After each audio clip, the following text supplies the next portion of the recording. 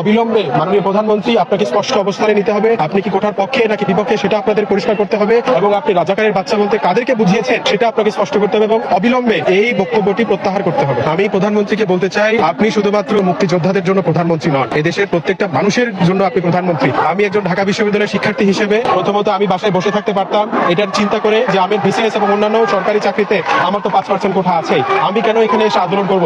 কিন্তু গতকালকে যখন দেখলাম যে মাননীয় প্রধানমন্ত্রী আমাদেরকে বললেন যে রাজাকারের বংশধর, এই ধরনের রাজাকারের বাচ্চা যখন এই ধরনের কথাগুলো উল্লেখ করছে, তখন আমার নিজের বিবেক থেকে প্রশ্ন করলাম আমি যে আমি কি আসলেই কি বাসায় থাকতে পারি?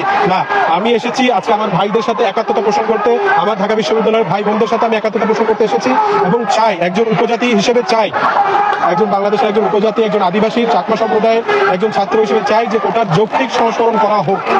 যে কোনো ভাবে একটা দেশের